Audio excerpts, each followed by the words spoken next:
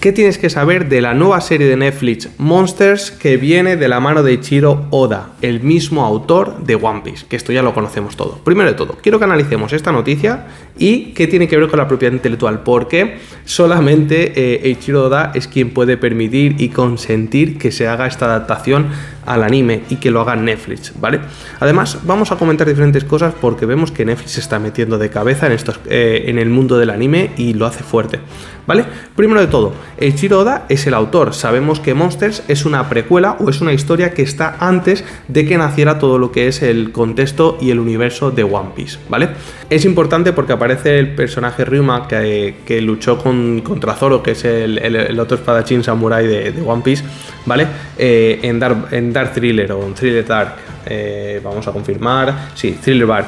Entonces, en este arco o en esta temporada, en este contexto, es cuando aparece el personaje. Pero es que este personaje existía y estaba en la mente pues, de Eiichiro Oda cuando fue a crear One Piece. Y bueno, es un personaje que tiene una historia de one shot, que son pequeñas historias que se creaban de manga, ¿vale? Y entonces, ¿por qué solamente Eiichiro Oda puede permitir la adaptación? Porque es el autor. Y como sabemos, los autores tienen derecho de propiedad intelectual y el derecho moral les permite decidir qué sucede con sus adaptaciones o sus creaciones. Entonces, ¿qué tiene de bueno? Que Netflix ahora recientemente ha hecho la adaptación de One Piece. Entendemos que han estado trabajando, que ya hay una relación, ya hay una confianza y han aprovechado pues para, oye, ¿qué otros trabajos tienes que podamos adaptar para que ya no los adaptes con Toei Animation, que es la encargada o el estudio que ha producido el anime de One Piece? Entonces, para mí, aquí que vemos un movimiento estratégico de Netflix para entrar directamente en la producción de animes, que como sabemos en los últimos meses y años está apostando muy fuerte e invirtiendo mucho como para producir y en estudios de anime. Entonces, vemos que va a aterrizar este tipo de series, que además lo hace de la mano de Eiichiro Oda, que es el mismo autor de One Piece, entonces el único con el que hay que negociar, ¿vale? Porque está vivo, fíjate, si hubiera fallecido, nos dice las leyes de propiedad intelectual, el convenio de Berna, que después del fallecimiento son los herederos quien tienen el derecho de propiedad intelectual y pueden gestionarlo económicamente durante al menos 50 años, dice el convenio de Berna. Si fuera en España serían 70, ¿vale? En Japón son 50. Entonces, tenemos aquí que el autor es nacional japonés, es importante la nacionalidad del autor.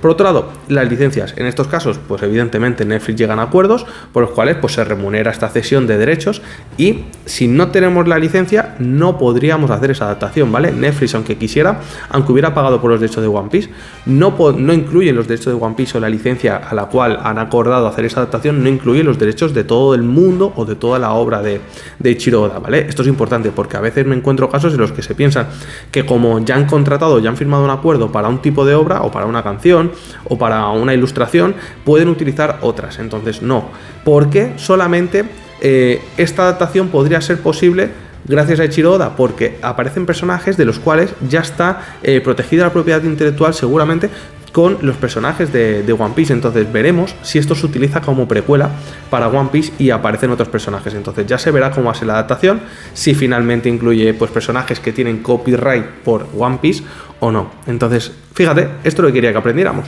Cómo funciona la propiedad intelectual, porque el autor es quien tiene que consentir un poco cuál es el contexto de la situación de Netflix aterrizando en este tipo de adaptaciones. Y fíjate, tan rápido, ¿para qué? Para aprovechar un poco el filón, la publicidad y bueno, el lanzamiento que tuvo One Piece, el live action, ¿vale? Y también pues ver un poquito cuál es el recorrido que hacen con este autor. Yo creo que hay que estar muy pendientes porque Eiichiro Oda la verdad que está bastante intenso trabajando en cuanto a la adaptación. Luego vemos simplemente este anime que va a ser cortito, que ya es un trabajo hecho por Eiichiro Oda, que sabemos que lo habrá supervisado porque el autor tiene que supervisar las adaptaciones que se hacen de sus trabajos. Y bueno, ya sabemos que también pues le está dando mucha caña para ver si termina el anime o el manga de One Piece.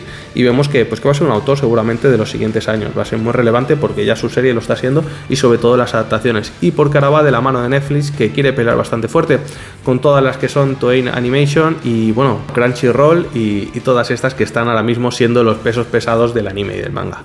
Nada más, yo soy Palomaza, espero que te resulte interesante, te dejo los enlaces en la descripción como siempre, comenta, dame tu opinión, qué te ha parecido, vas a ver la serie o directamente te quedas con One Piece, te parece interesante que aparezca este personaje o crees que le tenían que haber hecho una precuela solamente a Zorro, que yo creo que también es el que muchos muchos adoran por ser ese toque samurái, ese toque japonés.